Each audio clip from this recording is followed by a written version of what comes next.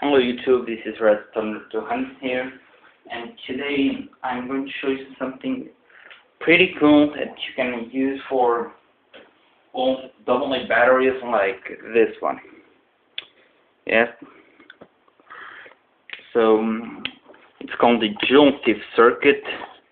I have one assembled with the heatsink just to protect the transistor from not burning out. So a joule circuit basically consists of a transformer, primary, secondary,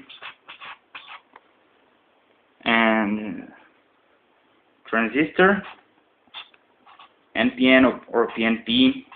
I'll talk about that later. And in this case, the load will be a small LED.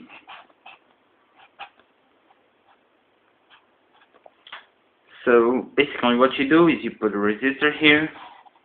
I don't put them just because I like the high frequencies. Just joking. I don't put them because the voltage that the battery is running is kind of low to polarize transistors. Transistors normally polarize at 1.7 volts. Sorry, normally the voltage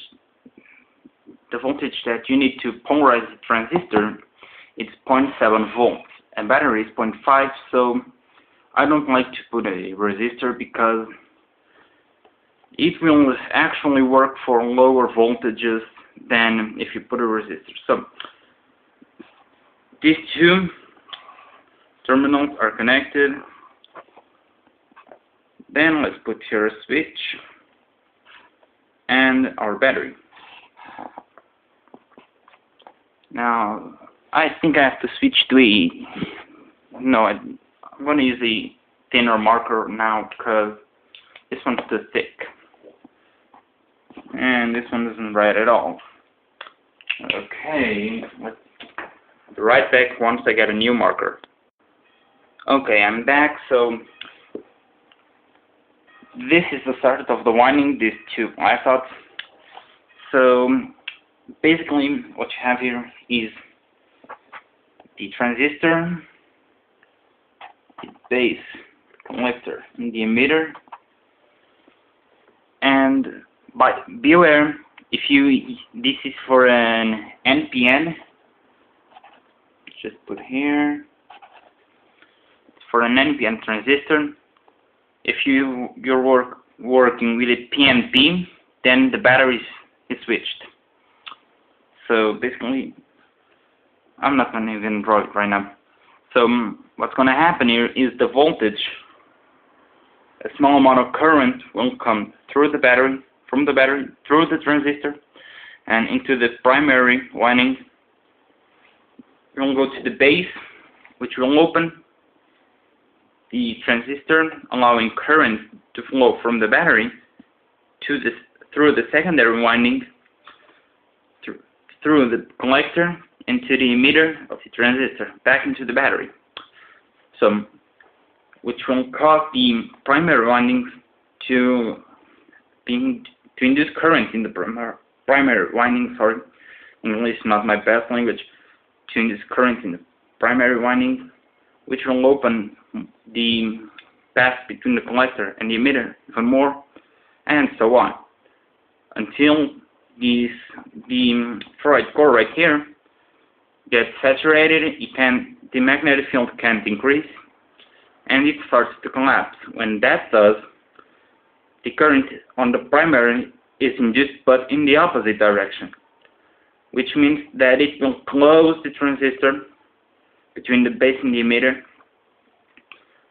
and the energy is still going through the secondary winding and it has nowhere to go because these two are closed. So it will go through the LED into the battery. This is the basic principle of the joule circuit. So, and once the magnetic field is all gone, then current starts flowing through the primary to the base, open the transistor, and so on. It's the basic. This is how it works. It's basic, and I've done some modifications to it. I don't have them right now on the joule circuit. is I took off the LED, put a rectifying diode, I'll draw it here, rectifying diode, added the capacitor, and then actually add the resistor. After this, I add the LED.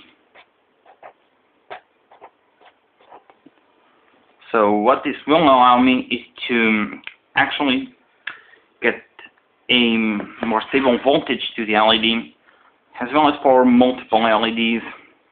Also gives me a more stable frequency back here, because the more energy is being dumped through the secondary, the faster the frequency. And actually, I want the frequency to stay stable, a bit stable. So I do this, the frequency, actually I think it starts really high, then goes down a bit, depends on the cap you use. Also, I think it works better if you add a capacitor between the two terminals of the battery. Okay, so right now I'm going to show you the joule thief I've got. Right, so here it is. Don't be scared, because all of these wires. So transistors here, the ferrite is here. This is the best gun I've got, so I did actually got it really good in there. So I used these screw connectors, just because if I want to use it for something else, just unscrew it and it's done. It's easy to mount again. This is a 2N30 55, if I'm not wrong. I might give you the reference later. And the cap, it's 100 microfarads, 63 volts. Actually, this got a lot better quality than the last time I tried. So this is a semi-new battery. Actually, I haven't used it for anything else. So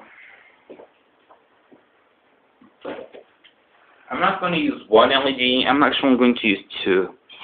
Also, I can't output as much energy as you're thinking.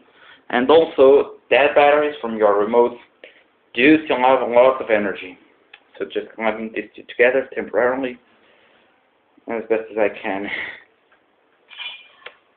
So, okay, negative. Two here. Okay, let's get this off the way. Right, so I'm going to plug in the battery. Boom. You can see it's actually shining a bright light. Just give me a second here. You can actually see a bright light coming from these two. I think the camera is compensating a bit. Yeah, it's really compensating. So it's here on this improvised heat sinker because of another experiment. I almost burned it. I don't know if this is still working. I think it went past meltdown. So the battery, you can see the cap isn't actually affected. Also, I'm trying out a new